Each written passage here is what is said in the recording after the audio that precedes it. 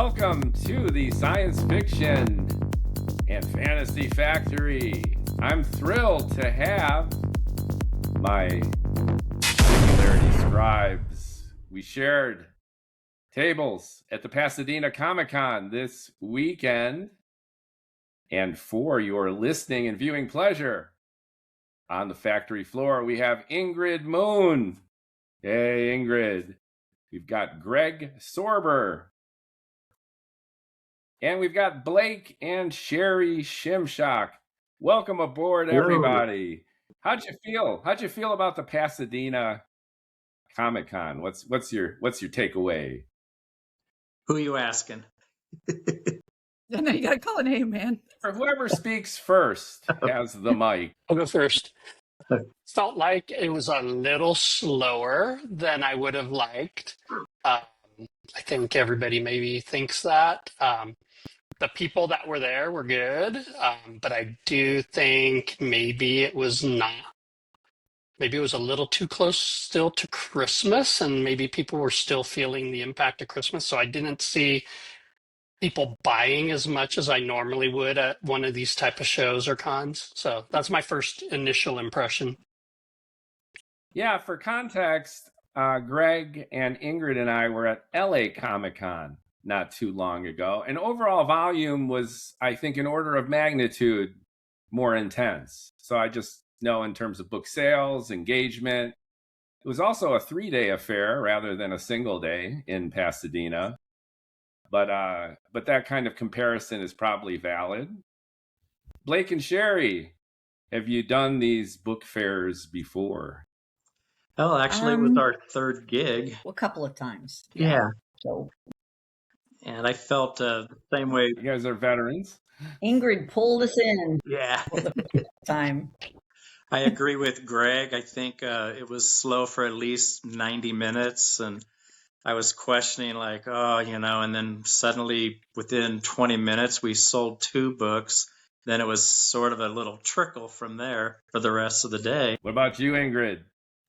The veteran, the maven. It was pretty slow. I mean, I've seen slower, but my understanding is that a lot of people didn't seem to know there was a whole ballroom section.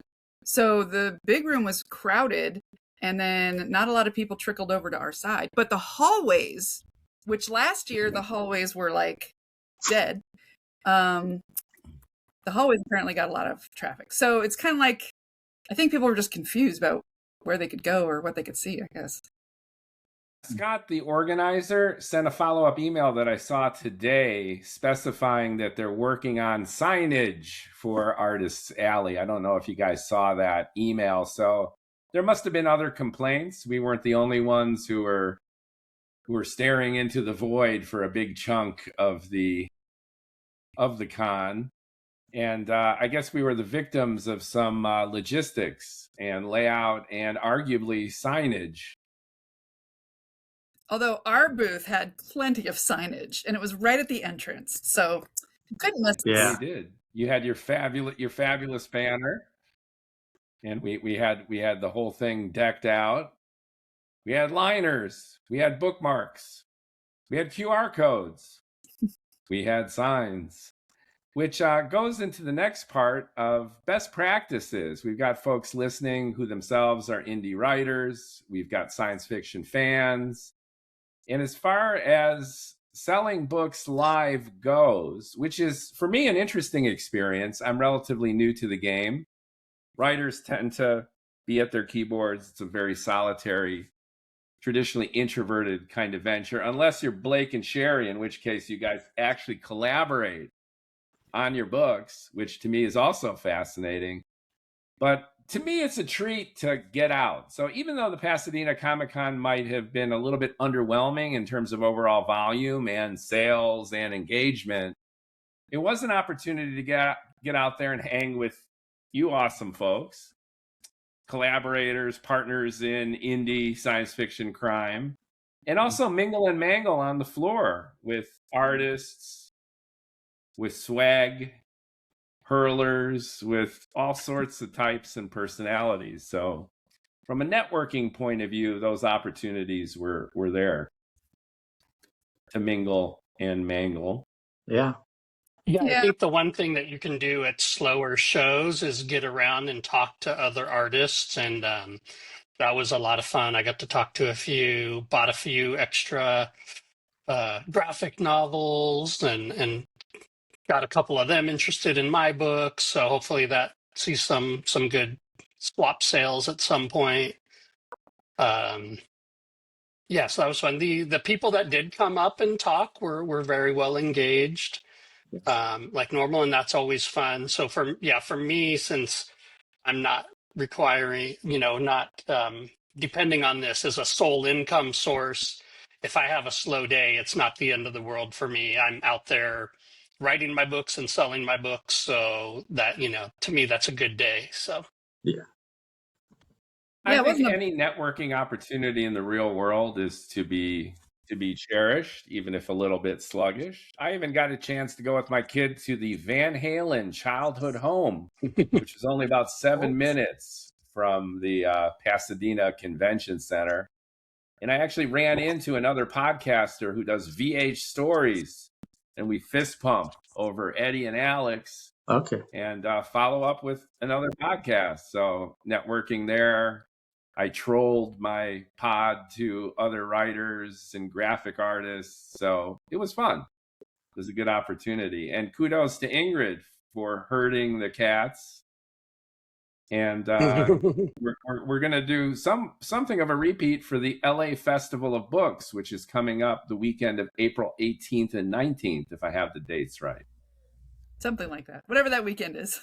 Whatever that weekend 17, 18, is. 18, 19, one of those. Yeah.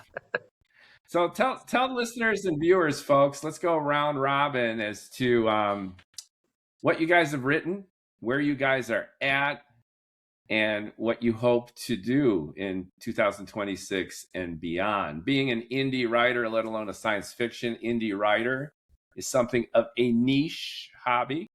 To Greg's point, it's rare to make it a profession. I think even Nebula award-winning authors have day jobs. So let's go around. Who wants to lead the charge? Or should I just pick a name like a nursery school teacher? It's like when I'm teaching high school and all the kids are just, we're not going to share. Right. Nope, don't call it me. I see Ingrid and Blake. Are we that old school? All right, Greg, you volunteered. Go for it, buddy. Right. Sounds good. So, so my series is called Mechhaven. It's 5 books and 2 novellas. It is a complete series. I finished or released the last book in September.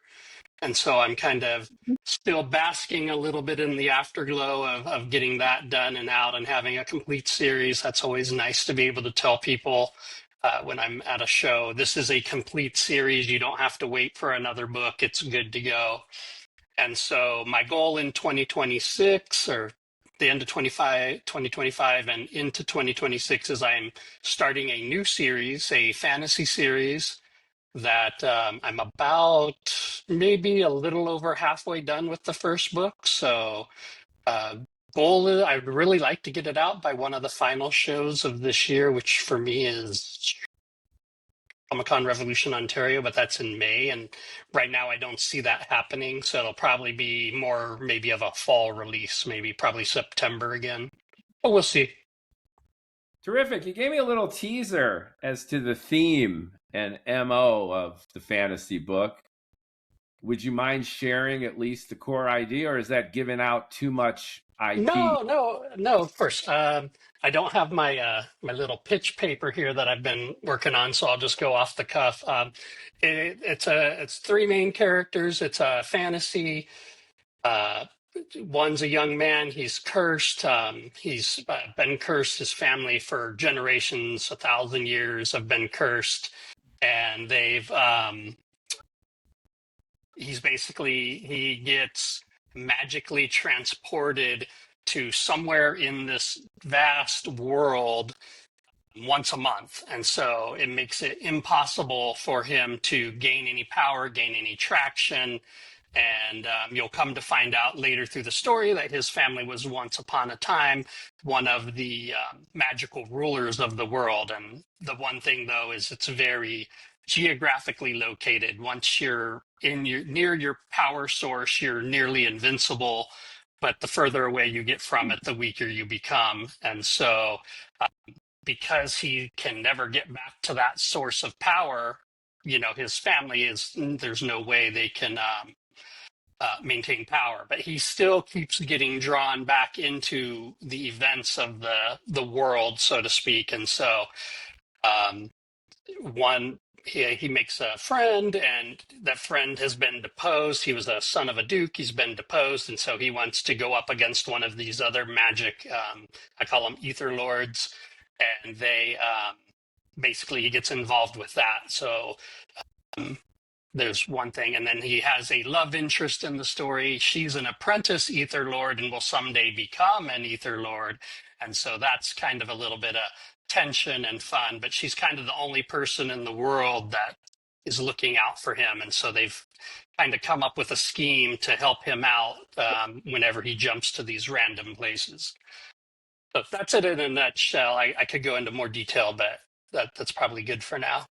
I like the random zapping. I got my ADHD, and that's kind of how I feel like all day. I'm having coffee in the kitchen, and the next thing I know, I'm like, on a podcast. So I can relate to your... As a writer, it's really fun because I can set up a storyline, get it going, and then yank him out and then plop him down somewhere else. And so it's a bit jarring, but then it also allows me to play with a lot of different fantasy tropes in the same book without having to start fresh, So I think it's going to be fun.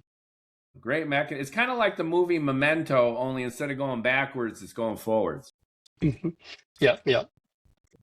Awesome. All right, Mike, over to you. Blake and Sherry. All right. Derek Fade. Derek Fade isn't fading out. Derek Fade is gonna fade up and into a third book. Is that right? Oh yes, it is. It's actually finished. We're just fine tuning it, and you know how it is. You write something, you go, well, let's try this, and you flesh it out, and you shrink scenes and expand on stuff, and we're hoping, I think by the summertime it'll be out. So I have to get with the artist and, start working on the book cover. And I've already started actually book 4.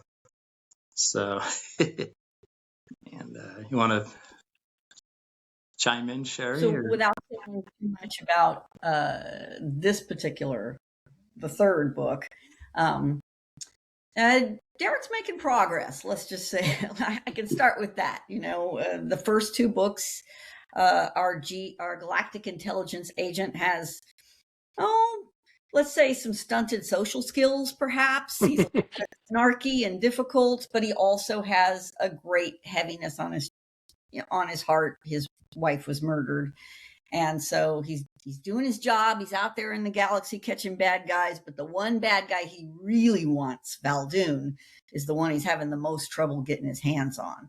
So by this third book, he's come a long, long way, I think. Wouldn't you say so, Blake? Yes. I mean, emotionally developing as a deeper character and making connections that, he was almost like putting himself in a box, didn't want to be anybody's friend, didn't want to deal with anything. He was just such a loner. Yep, and then to watch him kind of turn into becoming,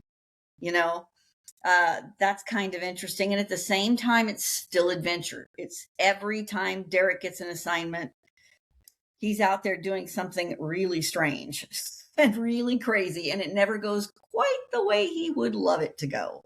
So, I'm looking forward to that third one coming out. I think people are going to be people who've already read the first 2 are going to be really happy with the way he moves forward and the connections he makes.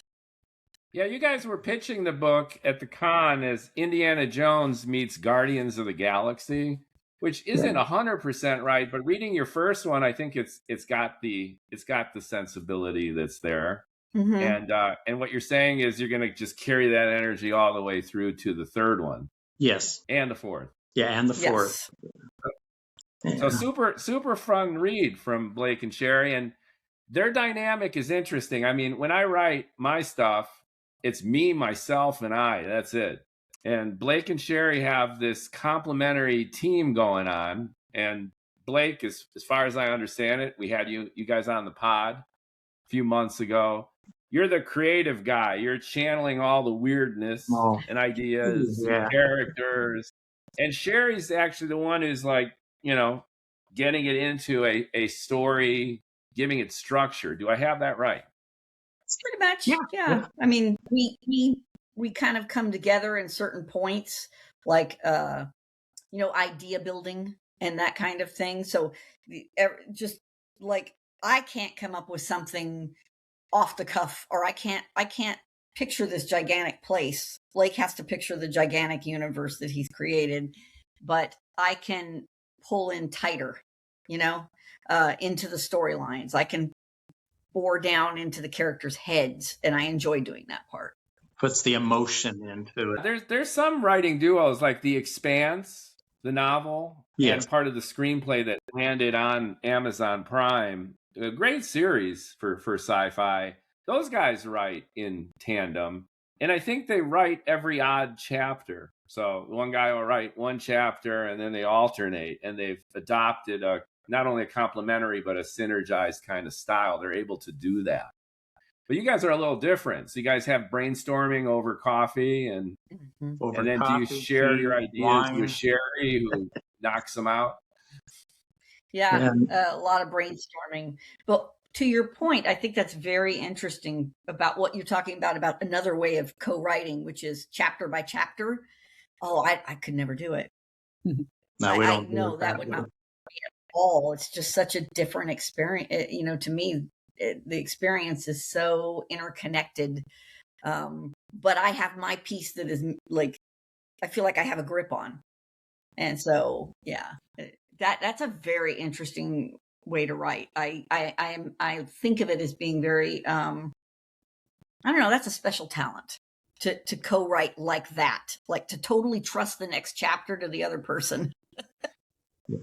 That's something. But you guys have a special talent too, and it kind of fuses with your relationship. You guys have a great dynamic, and it's wonderful to see people who collaborate on the page and off. That's pretty awesome.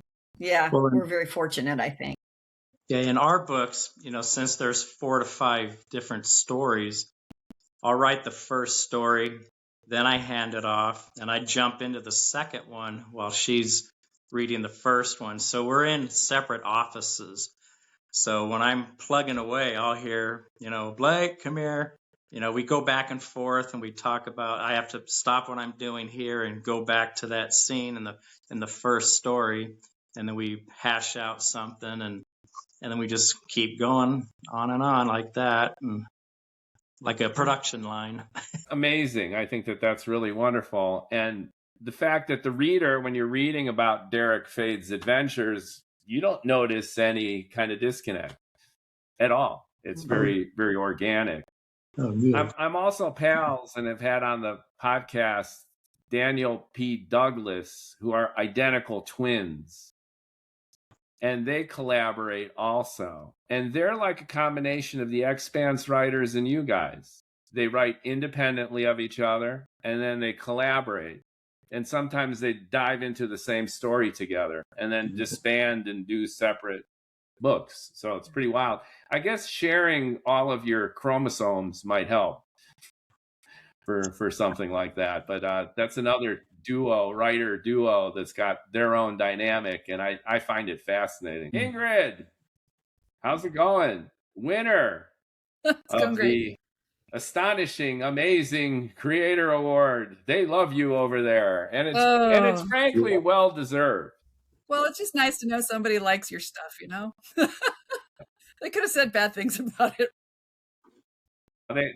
They liked you. It's good to get kudos. Well deserved. Yeah, for sure. So what's cooking for you? Like Greg, you're also going into the fantasy genre. Tell us about that. So my space opera series is done, done and done.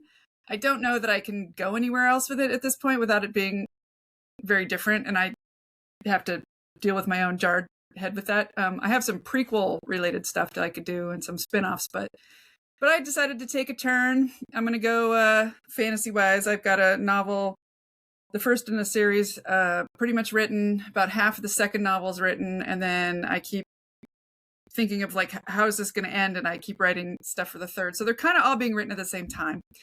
And in this fantasy, like the two words, I love to just put these two words together: paladin, assassin. So if you know D&D and you know what paladins are, and essentially they're sort of knights that are gifted with like a divine power.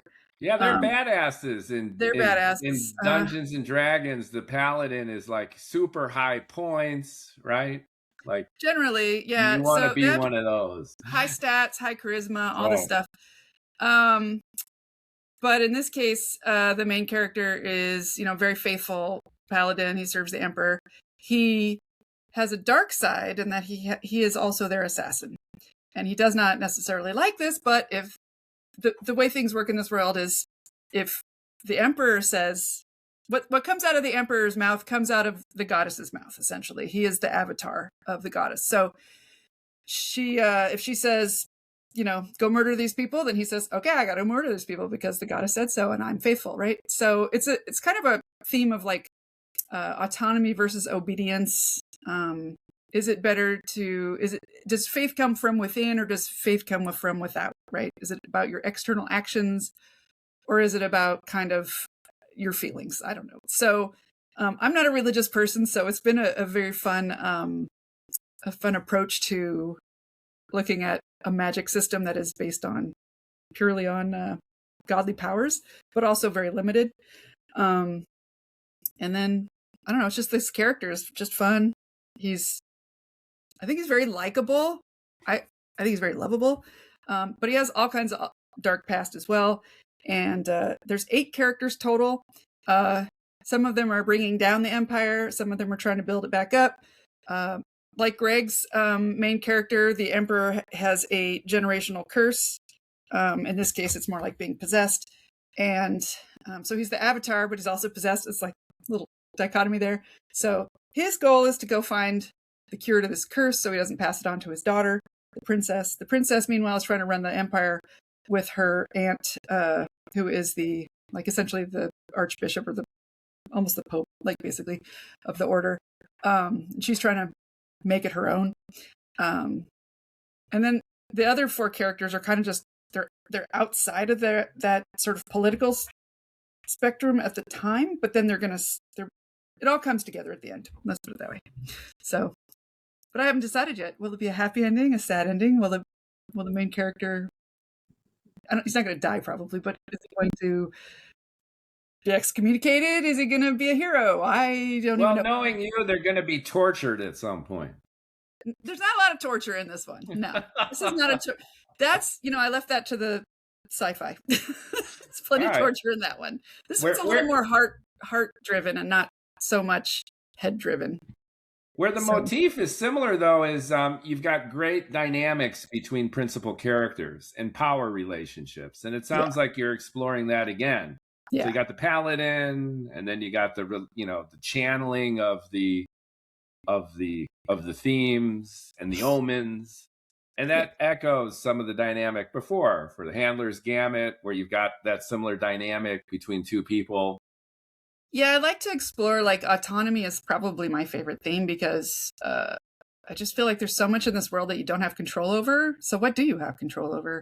And what part of your life can you control and make your own versus what other people tell you to do? Which most of our life in society is living up to other people's expectations, living up to other people's sense of what you should and shouldn't be doing.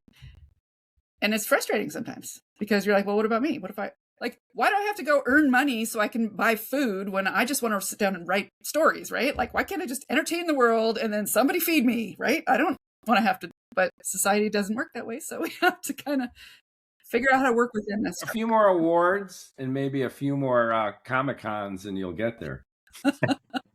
Maybe. That's the hope, right? Yeah.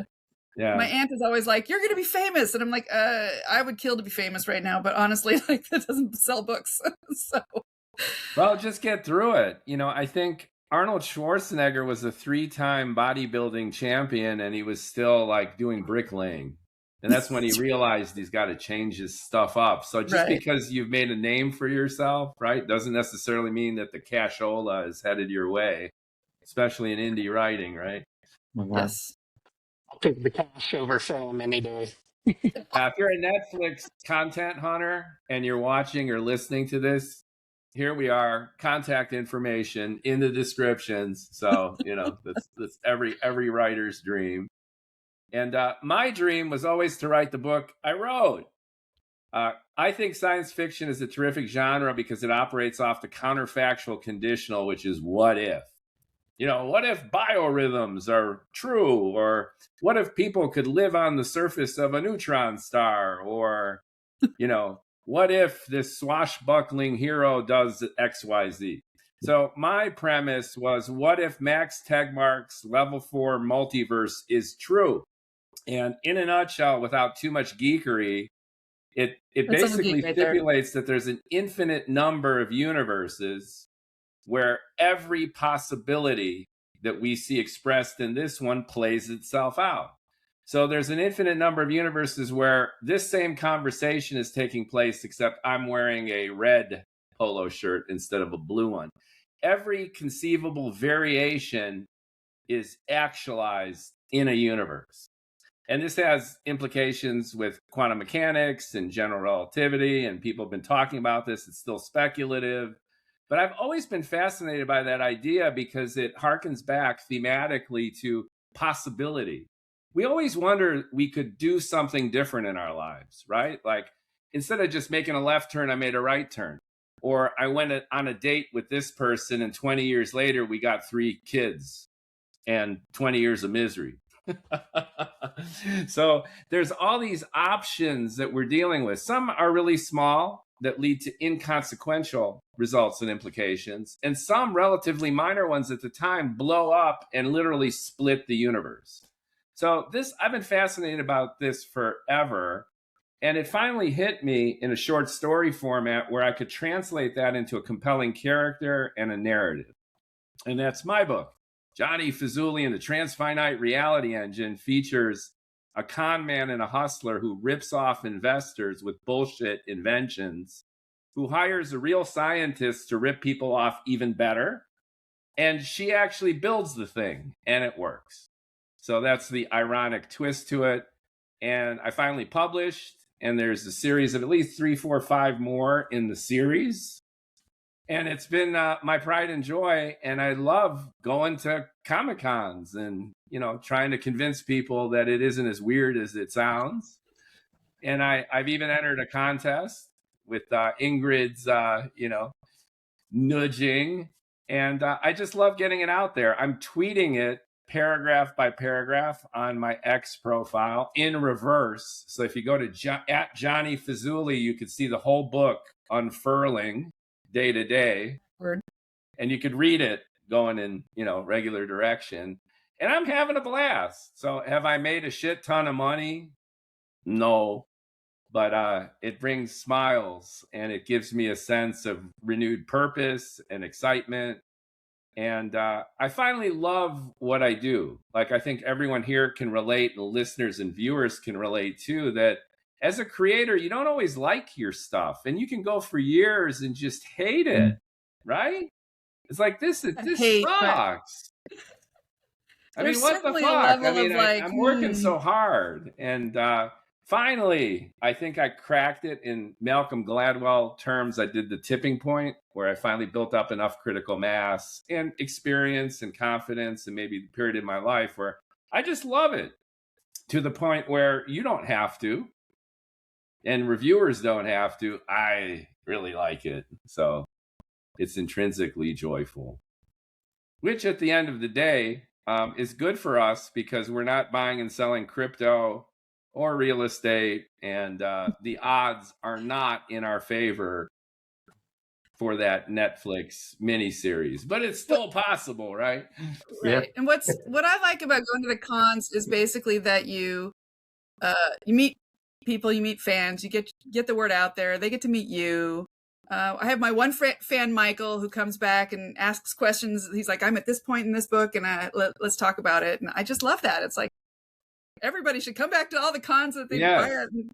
Yeah, Greg had a fan too, right? Your fan. It was the same one, Michael. Oh, he's come to 3 of my shows, and he's bought one book at each show. So I'm hoping over the course of the next couple shows, he gets the rest of them. Yeah, and he's a really nice guy. Yeah. I was expecting 1 or 2 more people to come by because they'd seen me at Pasadena before, but I didn't see them anywhere this time. So that was a bummer. They couldn't find us. Maybe, yeah. Blake and Sherry, you got to build your own fan club, right? Sherry had a fan that was a little bit awkward there for a few moments. No one was flirting with me. At least I couldn't tell. Blake was not pleased. Lucky. I don't even know what to say. That was so interesting. Yeah, that was not what my expectation was. But just quickly jumping back to what you said about what we learned from the shows and how we felt about this particular one. I think every one of them, among the other things that we get out of it, is we learn our audience, who they are. They tell us who they are by the questions they ask us. Yes. Well, does it do this? Does it do that? Well, they ask us things. I had one gentleman who literally stumped me. He asked me a question and I didn't know how to take it at all. So, and when I think back on it, maybe just because I wasn't expecting it, but he asked me something about the pacing of the book. And I asked him I ended up looking at him thinking, okay, what does this, if he's not a writer, then he might mean something different by pacing than if he is a writer. And so I kind of had to break it down. So tell me what you mean by that. Tell me, are you talking about, I don't know, the ratio of dialogue to exposition, or are you talking about, and it was just kind of an interesting conversation. And I learned from them what they want to hear and what they want to read, So I find that interesting. And one thing that Blake and I definitely, we're newbies. We're clearly newbies. And one thing that we both heard loud and clear is that it's worth some money to invest in audiobooks. So, that's one of our next goals, is because I heard that from the fans, Yep. Audiobooks where it's at. Ingrid's got a great voiceover talent in her buddy Scott, who's done the Biohunter, right? He's on all of them. He's on all of them. Okay, great. Yeah, we were talking about the fresh release of the Biohunter audiobook. And definitely, if you look at the stats for engagement, millions of people are listening to audiobooks. Now, have you heard the phrase, I read the audiobook? They're using read as a verb for audiobooks. It's that's what I do. That's how I say it. Yeah. I think that's kind of cool. It's taking over the modality, right? Like supplanting text into the audio. And I tried to round up friends and family to help me with my audiobook, kind of a DIY audiobook. And just FYI with this DIY stuff, unless you're paying the cashola up front, nobody will help you. So I'm probably going to end up doing most of it myself. I've already recorded about half of it in podcast form as a dry run. And I'm just going to unload it, I think, in the next month or so and do it myself. I did get a Cornish poet to read a couple sections, and I rewrote the book into first person to make the character narrate, and that was pretty fun. So do that. What about you, Greg? there's no audiobooks for the Mech Haven series, is there? I have the first one, Pax Machina, done. My narrator's a friend of mine, a friend of a friend, and we're friends now too. We did a royalty share on Amazon, so the cost for that was nothing really for me, other than the rights are we split the royalties for the next 7 years. So if it does good, he does good, I do good. If it doesn't do good, neither of us make anything. And which is it's kind of a tough sell for the audiobook narrators for that, because they put a lot of time in to record it. It's 4 or 5 hours of work for every hour produced, depending on what you're doing. For Mechhaven, he went back and did a lot of processing of the voices to make them sound robotic. And so, I mean, it sounds like almost, if you think about like old school Transformers cartoons or Transformers movies, the voices are processed like that. So that was a ton of extra work that he didn't have to do, and he did. And it's wonderful. I do need to have discussions with him to see if he wants to do the next one in the series. But it was a ton. And so doing the royalty split is one way to do it, if you can find an author willing to do it or a narrator willing to do it. And a lot of times, if you can find somebody who's just starting out, you can find somebody willing to take that chance so they can, get, credits under their name. But then you do have to split the royalties for, 7 years. So if you become a best-selling author, you're dividing that in half. And so it's already a pretty small slice of the pie by the time, if you're on Audible, by the time you get by the time Audible takes all their share and the share that's used for uploading and downloading, I think you make maybe $4 or $5 per book, and then split that between the author and the narrator. So your the actual money you make on each one is very, very minimal. Yeah. So that's the other way, is you pay up front, and that can vary, and you pay by per finished hour. So the various narrators will have rates based on their experience, skill, popularity, all that fun stuff. And then they will, depending on how long your audiobook is, then you would have to pay them a flat fee to produce it. Now, it doesn't matter how many hours it takes them to produce it. It's per finished hour, but that can get quite pricey.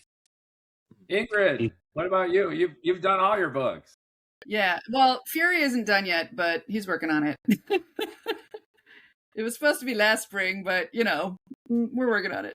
But we did Biohunter a little bit late, and that was last spring. But he narrated that, but I did. So let me go back. So I did the first, The Handler's Gambit was on Audible. That was the first time I worked with Scott. He kind of had to walk me through the whole thing too, because he'd been doing it for a while. And we did rev share, but if you do rev share on Audible, your only option is to do exclusive. You can't do rev share if you go wide. So on Audible. So we ended up doing that. So I'm stuck for 7 years, or now 5 more years, can't distribute it anywhere else. Audible tells you what your price is going to be. Audible tells you you don't get anything. So we did the second one that way, and we'll do the third one that way, because it seems silly to go wide and somebody picks up the third book and they're like, wait, but I didn't read the first 2. So, but for Biohunter, I said, no, I want to go wide with this. It'll still be on Audible, but I'm going to go wide. We're going to pay everybody up front. I had a multi-voice cast because I have people of color, and I love Scott, but I didn't want him to try to sound like he was reading for people of color. So, if he was doing the whole thing, that'd be one thing, but it just didn't seem right. So I hired other people to do some voices, and so it's got a multicast in there. So I paid everybody up front or after or whatever, and but it was fun. It was fun. I had to edit it all together, and it was crazy. Actually, Scott did a lot of the editing, or he hired someone to do some of the editing to piece the voices together. And I did a lot of the leveling at the end to make sure all the voices came in around the same. So that was a lot of work. That was way more work than I ever would have thought. But if you just hire someone to do it and you pay them the per finished hour and you don't do rev share, it's much easier because they do all the work. The final product sounds great. and it adds dimensionality to the original content. Yeah. And it lends itself for further repurposing, right? I Hopefully. mean, Yeah. Ideally that Netflix content hunter, but an intermediary step could be graphic novels as well. Have you guys thought or considered graphic novel as a modality to get the content out there in a different way? I've thought about it. I would really, really love that. Yeah. I think it's It would be kind of the same deal as you do have to find artists who are capable and willing to do it, and then you do have to put the cost up. I was talking to a couple of the graphic artists just around the show they had graphic novels and stuff that they had made, and for some of them it took them 2 years to put the thing together that they were selling. So it does take a while because a lot of them have full-time jobs also. And so the time it takes to put together a good sized graphic novel is time consuming. So I think it's a great idea, though. I would love to see my Mech series as a graphic novel, and some of the future series I have planned, I think would be really, really good as graphic novels or comics or something. Absolutely. When we were at LA Comic-Con and I was trolling around, I went to the artist alley that was in the basement and I just blue skied it. I was like, which artist here would capture the style that would be bang on point for my new novel? And I zoomed right in to this artist named Don Aguilio. And I never knew his stuff, really. He did the Rise comics. And as I found out later, he's doing Aquaman and Superman for DC. So he's entrenched. He's up there. He's a full-time graphic artist, comic illustrator. And he's a great guy. So I got to meet him, talk to him.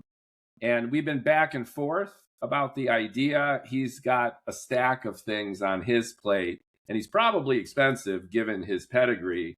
But I got him on the podcast. So he was my guest just a few weeks ago. And we had a wonderful conversation about the flip side of this conversation, which is he gets content from artists, writers, and then he needs to repurpose how he storyboards, how he thinks about story flow.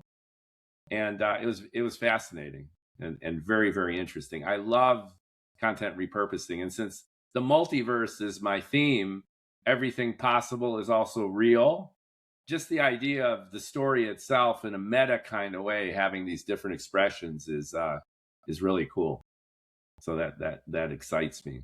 And Blake and Sherry, I think Derek Fade would fade in pretty well to a comic book format too. The story goes pretty fast. It's very kinetic. They're zipping all over the galaxy, right? Yeah, that would be pretty You got cool. you got a lot of weird aliens in there.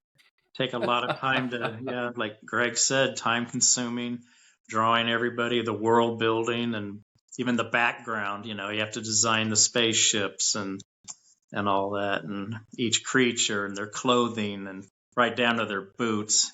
I asked Don what it was like taking on Superman and Aquaman, these iconic comic book characters, right? Yeah. And different artists have had their own adaptations. And he said he just got off the phone with, Todd McFarlane, who's actually a cool guy. And apparently there was a boot that he didn't get quite right in one of the, one of the sketches. So he had a bad morning. He was like, he had to redraw the boot on Aquaman or something similar. And that's a completely different perspective from what we're used to, right?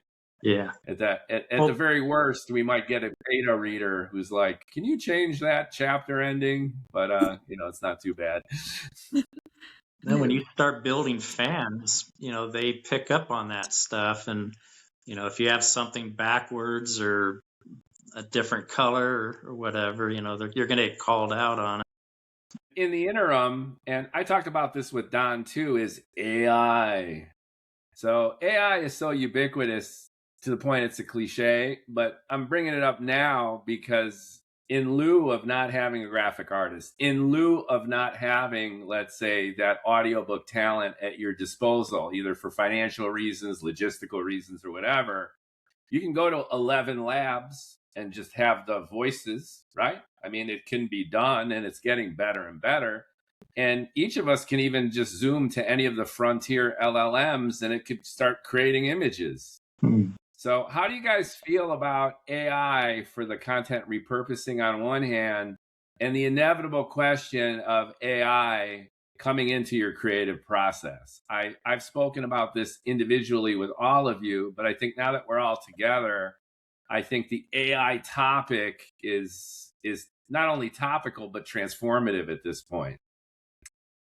I'll start with Greg.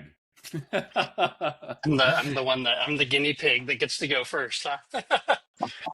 The whole AI thing is very interesting, and I see the environment from a lot of different perspectives. I'm on a couple of Facebook groups that talk about AI. I'm in some Facebook groups that are very anti-AI, and so it's kind of interesting seeing both sides, what people are doing or not doing, what sets some people off. It seems like for most people using AI for editing, because most editing programs use AI to some degree, whether you like it or not, it's there. And that doesn't seem to set people off as much, and different people have different thresholds of where they draw the line for AI. Some authors will use it for brainstorming. Some will use it as just a more advanced Google. I mean, that's kind of one of the things I do is instead of going to Google and searching 20 websites, I can go into AI and, say, how would a Roman legion do X, Y, Z? And then instead of doing a whole bunch of reading, I get a one-sheet summary of what it would do. And then I can take that and then decide how I want to incorporate things like that into whatever I'm working on. But then you get the whole art thing, and that one's a little touchier of a subject because, of the way they were trained. It used art, and a lot of times, or most of the time, people didn't give permission to do it. Same with a lot of the books and the writing. But on the other hand, it's something that's out there and it is going to be used. People are using it. People are using it to make money. And some people are making a decent living, and they're using AI quite a bit. The audio one is interesting too, because I know 11 Labs, the voices they get, they do pay royalties to the people who record the voices. I was at author show in November, Author Nation, and 11 Labs had a booth there, and there was a gentleman who was kind of a spokesperson / fan, and his daughter were there, and they were both two of the most popular voices on 11 Labs, and they were making enough money to help. His daughter didn't have to go get a job; she could focus on school. I forget the exact story, but they were making enough money from it to where he was able to concentrate on writing and voice work rather than, getting another job. So that was interesting. Now, obviously, that's not the story everybody will have, but so it's interesting. It brings up a lot of good questions. I still haven't quite figured out where I am 100% on all these issues. I'm exploring and testing out various AIs. What can it do? What can it do? What should it do? What shouldn't it do? But I think the bigger question, or not, maybe not the bigger question, the question is, and from what I've seen, it varies, but what do the readers like and expect, or do they even care? And so I think that's ultimately going to be the deciding factor, because the technology is going to change. It always does. For ages, Photoshop was, real photographers hated Photoshop, but then it's hard to find photographers who don't use Photoshop at this point. So I don't know. That's kind of my 3 cents worth. As far as readers go, if Facebook is any indication, I get AI slop all the time. You guys get it too with those meme channels that blast, the story of Oppenheimer, and then all of this LLM slop. You can tell it's a bot. Sometimes the paragraphs repeat. There's asterisks left in for the formatting. And then there's like 100 comments below. meaningfully discussing the content. I'm like, get the F out of here. And like most people just absorb it, don't care, they're doom scrolling. And I think the general public is almost at the point where they don't give a shit. And then the flip side is also true, where we're bombarded by AI slop to the point we don't even know what's real anymore. And the memes are annoying. You know that meme now with the Chihuahua at the Starbucks drive-in or the McDonald's who's screaming at the customers? I see that like 5 times a day. I'm ready to jump out the window, and it's like, it's just the beginning of this onslaught of AI slop thanks to Sora and video too. So I think we're trying to figure it out. But to your point, it's becoming ubiquitous. It's inevitable. It's a tool. So let's see how it shakes out, right? Ingrid. I'm afraid I have to get going, so you all carry on, but I gotta get moving here. Thanks for joining, Ingrid Moon. She's copping out of the AI discussion. Down with slop. we won't assume anything. I could do quick. I'm with Greg. It can be a useful tool for certain things. It shouldn't write for you. It shouldn't do your art. I do use it when I want to make like Instagram posts. I'll use it for that, right? It's my text and my everything, but I'll use it for imagery because, like, you know, no shame, no shame. But now I draw my own stuff. I'm starting to relearn to draw stuff. I'm terrible at it, but it's fun. I'm enjoying drawing my own stuff. So. Great. Ladies and gentlemen, bye. Ingrid Moon, we're going to have a link to her goodies in the description below. Thanks, Ingrid. Hey, thanks, bye. See you at LA Book Fair. All right, Blake and Sherry, how about you guys? AI. Well, I'll never use AI for writing. Everything is in here. But the artwork, because I draw myself, and I designed a lot of my characters, and I played with Midjourney and all these different ones. I use up my 500 points or whatever. You can do it for free. And it's getting close to, you type in your description and it gets pretty close to it. But I still rather design myself, but I use them as references now. If I have to get something really quick and see what it would look like, the colors and everything.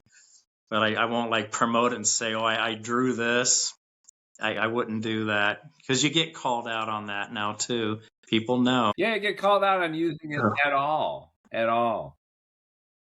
I had another writer on the podcast, Bruno Rothgieser, and he wrote a book about AI. And it was basically after the AI revolution. So the AI are banished after they almost kill everybody. They're like, get off the planet, go out there, never come back. And then this is in the far future. The AI have like evolved and they come back to the Earth to reclaim the Earth and like cohabitate with us. That's the theme. It's kind of cool theme.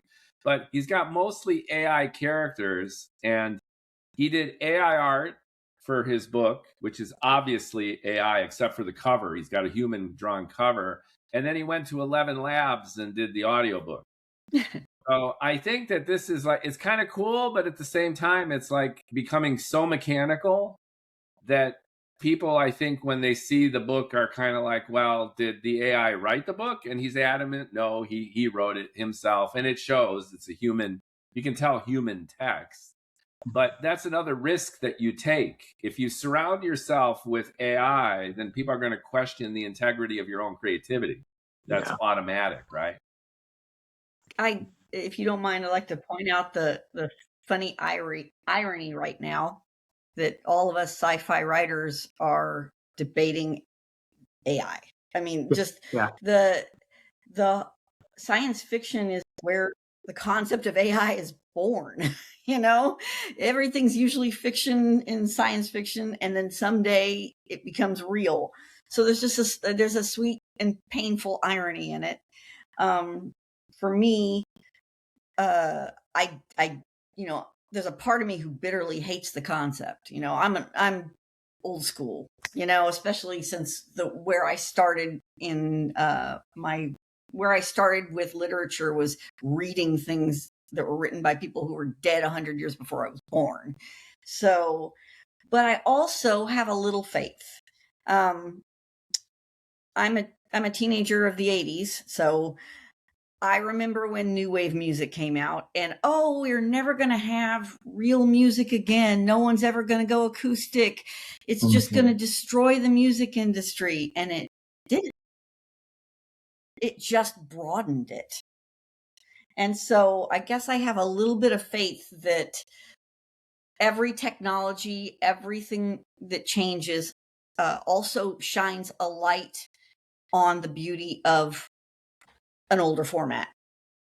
I mean, you can't say that about the horse-drawn carriage, but in a lot of cases you can, and particularly in artistic cases, I think. Yeah, I agree. I'm Pollyanna about it. Brian Eno put out a movie a few years ago, and there were something like 54 quintillion different versions of this movie. Because what they did was they shot it in a modular format, and then they randomized the segments. And then every time you saw this movie, you saw one of the 54 quadrillion or quintillion permutations. So that's not AI per se, but Brian Eno, of all people, has been one integrating technology in a uniquely eccentric and quirky, very human channel, right? Which is his creativity. Yeah. And it brings out the best if you can modulate it and use it as a tool instead of a substitute for your own spirit. So I agree with you completely. I think we live in interesting times, and it's going to get even more interesting. And there's going to be blips and farts and landmines, and bad things are going to happen. But I think it's going to be net positive. I think eventually it'll be what does the final product look like, right? What is the final product? Does the final product still resonate with you? I think that's ultimately where it's going to end up. And so in 3 to 5 years, we'll be discussing some other new technology, probably holograms or something. Yeah, you never know. Oh, Sherry made a good comment about being sci-fi writers and worrying about AI and stuff, where we have characters like C-3PO and Data, and who knows who else, all these other characters who people really liked and enjoyed, right? And so I know that's kind of the feeling I get sometimes when I'm using like Claude or Grok or whatever, just messing around, and you start getting in a little chat with it, and you're like, oh my gosh, it's like bouncing ideas back and forth with me. And I don't think of it as I'm talking to another person or another intelligence. It's like a mirror reflecting things back at me. It's kind of really interesting. That's a very interesting observation about the mirroring, because part of their programming is to appease you, right? And to stroke you off a little bit. You have to be careful with that. They're sycophantic because everything you say is brilliant. Yes, yeah, that's an awesome idea. I had a podcast with Chatty Bro as a guest, which is my OpenAI chatbot. And, I had it to the voice setting, and we just hauled ass through an hour-long conversation. And I brought up the point that Sherry made that you reiterated, Greg, that as science fiction writers, it's fascinating. You have the HAL 9000 in the Kubrick movie, when it was like, oh my God, it's so advanced. And I was telling Chatty Bro in real time that he was doing as good a job as HAL 9000 was in the Kubrick movie, right? 57 years later, there he is. So it is kind of ironic, and at the same time a little bit paradoxical, that many writers consider it such a threat when this is the genre that in a sense birthed it and inspired it, which is pretty cool. Yeah, we have the AI troopers that they come and go from different episodes, and they're robots everywhere. They have cam bots. We have a news reporter that put cameramen out of work, and now they have the drones following them. And lots of that. That's cool, and it's a lot of fun, right? To plug them in. Yeah. till they become You don't self-aware. have an AI character like what Greg's got all of his characters essentially with some humans who zip in and out, who are like, sentient digital creatures. Yeah, sentient robots. It would be, if I would have started it, a few years later, it would be completely different because I'd have AI to kind of discuss more about how AI beings would act and react. But instead, I went with more of they were programmed to be as close to human as possible. So that's why they do have emotions and reactions and thoughts and dreams and fears and everything else. Yeah, in my first book in the series, I haven't introduced a sentient bot, but later on, he's on his way in. So, but it's fun to do, and it's inevitable, right? Yeah. To me, it goes all the way back to William Gibson's Neuromancer, which in my humble opinion is one of the best sci-fi novels ever. It's like from 1982, and the guy anticipated the internet, virtual reality, genetic engineering, everything except smartphones. So there's still payphones in the book, which is a funny anachronism. And not to give too much away, but the bad guy in the book, or the all-powerful entity, is Wintermute, who is the controlling AI. And there's a character who's basically a SIM card that has sentience. It's in a little box in the ship. So very entertaining kind of stuff. And Black Mirror has played off of it for many episodes. Like kind of from a moral point of view, that if we can create sentience in the form of even virtual programs, do they have souls? And what if we torture them endlessly and make them our pleasure slaves? What's the ethics of AI? It's interesting because it's in the reverse direction. We usually think about AI coming to kill us, abuse us. And in Black Mirror, it's usually the other way around, where we're enslaving the AI in these virtual universes, and they're our playthings. So I like that kind of switcheroo, literally in the mirror. So that kind of stuff is neat. Well, all right, folks. Thanks for making time post Pasadena. I appreciate it. It was fun to share our experiences and what we're working on. Blake and Sherry and Greg Sorber. And who's going to the LA Book Festival? You're going, Greg, right? And I'll be there. Yep. Okay. Yeah. That's great. All right. Because Ingrid says we have to. What? Yeah. I just want to thank Ingrid for she is like the den mom of the indie science fiction scene, right? Yeah. She's our common element, and she's so good at planning. He's a great organizer. Yes. Yeah. Planning is not in my strength finder top list of 5 qualities. So it's good that she's got it going on. And we still need to decide on a name, right? For the group. Yeah, we're still playing around with I that. voted Singularity Scribes, which I thought was cool. Galactic Caravan, I'm not a big fan. No? Okay. I'm really looking forward to that event, though, because there's going to be a handful of writers, a handful of science fiction people, but there's publishers, agents, magazines, different news sources, vendors. So I'm going to run around, try to get podcast guests, give people book samples. It should be good, and it looks really big and fun. Something I've always wanted to go to as a reader, and so I'm excited to go there as a writer. I'm hoping it's fun. We'll make it fun. Here we go full circle. Even if you don't sell a lot of books, you get to network and market, right? Yeah. Really cool. So thanks, folks. Appreciate your time. Carry on. Thanks, Mookie. Thank you, Sherry. Thank you, Blake. Okay. Good to Thank see y'all. you. Take care, folks. All right. Take care. Have a good day. Bye-bye. Bye.